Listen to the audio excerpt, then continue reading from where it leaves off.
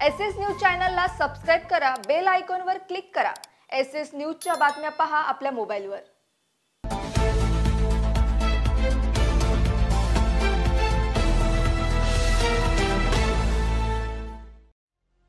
नमस्कार, मी Shilpa Baviskar. SS news मध्ये आपलं स्वागत आहे। चला तर मग जाणून घेऊयात आजच्या महत्त्वाच्या बातम्या।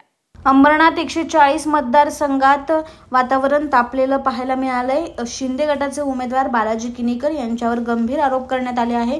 एक छोटासा साधा दवाखाना उघडून बसलेला राजकीय नेता 4 एकरावरून 400 एकरचा मालक कसं काय होऊ शकतो? महानगरपालिकेच्या कामात ठेकेदारांकडून टक्केवारी घेत असल्याचा आरोप अपक्ष उमेदवार नरेश गायकवाड यांनी केला आहे। गायकवाड यांनी केलेल्या संपूर्ण आरोपाची माहिती प्रसार माध्यमांना देण्यात आली आहे की डॉक्टर बालाजी किनीकर 15 वर्षापासून सातत्याने निवडून आले आणि गोरगरिबांचे प्रश्न सोडवता ते कधी स्वतः श्रीमंत झाले हे मुळात त्यांना देखील कळलं नाही। हा खूप मोठा प्रश्न आणि ते गुपित आहे। हे झालं कसं? काही गोष्टी असं निसर्गाने ठरवल्या अचानक होऊन जातात। त्यांच्यासोबत अचानक झालं। जसं अंधारे ताईंना माहिती मिळाली तशीच मलाही माहिती अशी देण्यात आली की त्यांची जी पहिली निवडणूक ते लढले त्या निवडणुकीमध्ये त्यांच्याकडे 4 एकर जागा होती लातूरच्या किनी गावी। ती जागा विकून त्यांनी ती निवडणूक लढवली असं त्यांनी अनेक सभेमध्ये स्वतःही म्हटलेलं आहे किनीकर साहेबांनी। आणि आज त्यांच्याच नातेवाईकांच्या नावावर जवळपास 400 एकर जागा संबंध महाराष्ट्रात त्यांच्या गावी, इथं शेजारी अंबरनाथमध्ये अशा विविध ठिकाणी 400 एकर जागेचे हे आता धनी होऊन बसलेले आहेत। आणि ते माहिती कशी लपवली गेली, टेक्निकल काय त्याच्यात प्रॉब्लेम्स आहेत, या सर्व गोष्टी येणाऱ्या निवडणुकीच्या प्रचार दरम्यान मी आपल्यापर्यंत पोहोचवील। आणि हे खरं आहे की एक छोटासा दवाखाना चालवणारा व्यक्ती कोट्याधीश कसा झाला हा संशोधनाचा भाग आहे। या सत्ताधारी लोकांनी शोधलं पाहिजे। ज्यांनी मतदान दिलं याचा विचार त्यांनी केला पाहिजे की आपण ज्याला मतदान दिलं त्यांनी नेमकं केलं काय। जे आता काही वेळापूर्वी मी तुम्हाला सांगितलं की कंत्राट ठेकेदार पद्धती, त्यांच्या विकास कामाच्या निधीतनं विकास काम आमदारच्या सहीने होतं, निधी आमदारच्या सहीने निघतो।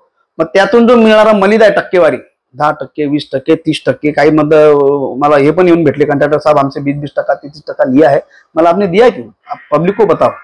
तर तो मलिदा फक्त आपल्याला मिळावा म्हणून ही माहिती देखील खरी आहे। आणि जर खोटी असेल तर बालाजी किनीकर यांनी ती खोटी कशी ते सिद्ध करावं।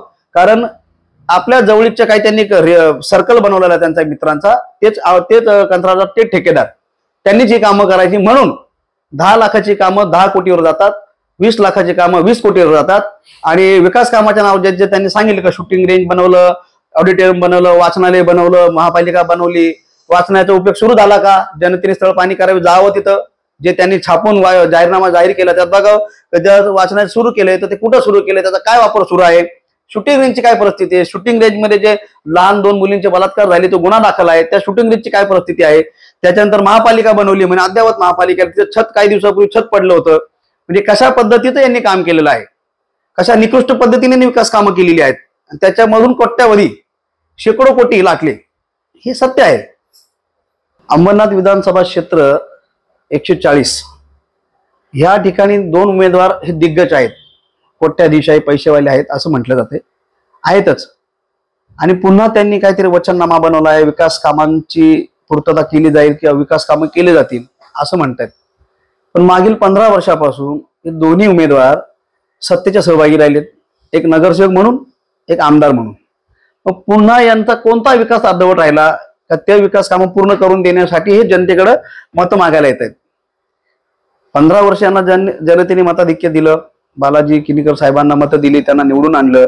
मग पुन्हा असे कोणते 15 वर्ष असं कोणतं काम आहे का जे प्रलंबित राहिले आणि जे त्यांना वाटतं की हे बाकीचं राहिले मला करायचं अजून? तर हा फक्त दिखावा होता, हे फक्त फसवणूक होती जनतेची।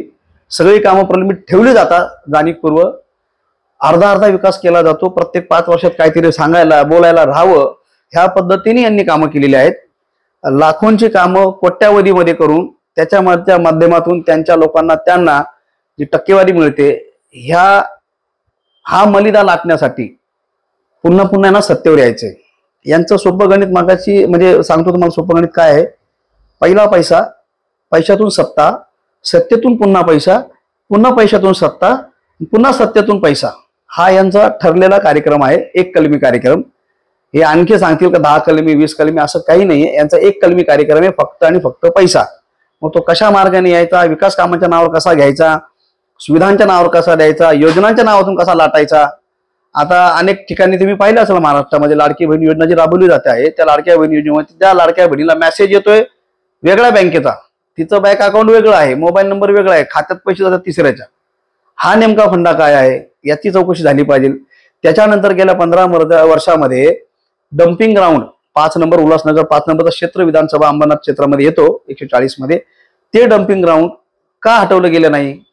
त्याला जी शासनाने जागा प्रदान केली होती ती कुणाच्या सांगण्यावर अडवण्यात आली, तिथे काय अडचणी आहेत, टेक्निकल काय प्रॉब्लेम आहे, मग तिथे रिसायकलिंगचा प्लॅन कधी लागणार, या सगळ्या गोष्टीवर आमदारांनी 15 वर्षात काम झालं नाही. मग आणखी किती वर्ष द्यायचे आमदारांना, का काम होत नाही.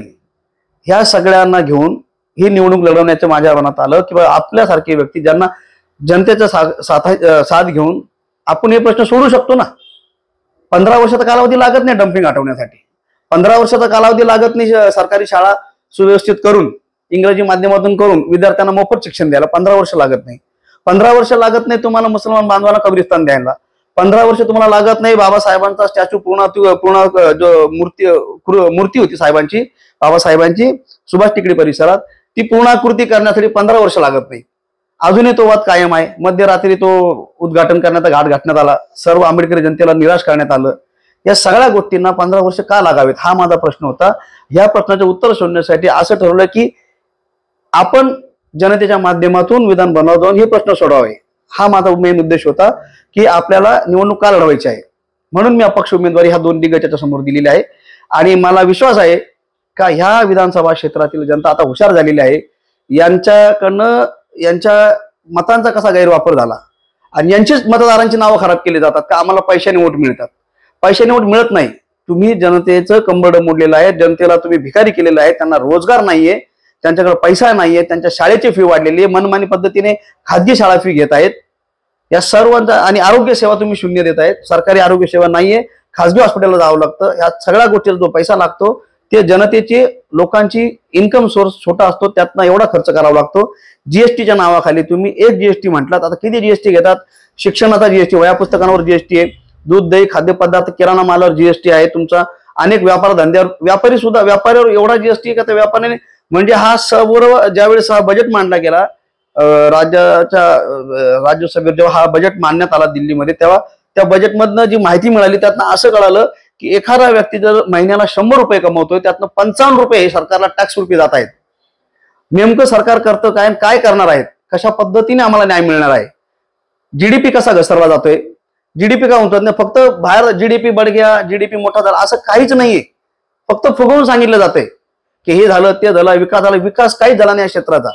तुम्ही आजही रोड रस्त्यांचा बघा, 10-12 वर्षापूर्वी तो रस्ता रुंदीकरण झालेला आहे.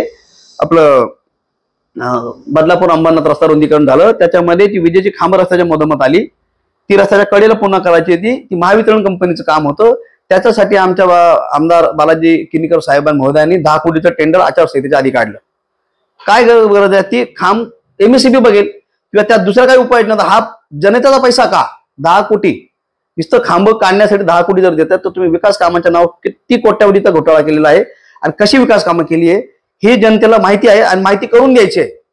जर मायबाप जनतेच्या आशीर्वादाने मताने जर मी निवडून आलो तर हे झालेले जेवढे 15 वर्षाची विकास कामं जी खोटी विकास कामावर यांनी केलेली आहेत ते सर्व प्रकरणं मी जनतेसमोर ठेवून आणि तो पैसा वसूल करण्यासाठी जनतेला सांगण्यात येईल का तुम्ही तुमचा पैसा यांच्याकडनं वसूल करा म्हणून. हे सर्व उद्देश डोळ्यासमोर ठेवून मी ही निवडणूक लढवत आहे. आणि मी अपक्ष म्हणून आहे. माझी निशाणी टीव्ही आहे, 17 नंबरचं बटन आहे. आपल्या सर्व मतदार बंधूंना सांगतो, भगिनींना सांगतो, माझ्या मित्रांना सांगतो की आपण ह्यावेळेस आपल्या मताचा योग्य उपयोग करा, योग्य व्यक्तीला मतदान करा. 15 वर्षात जे सातत्याने घडत आलेलं आहे ते होऊ नका देऊ.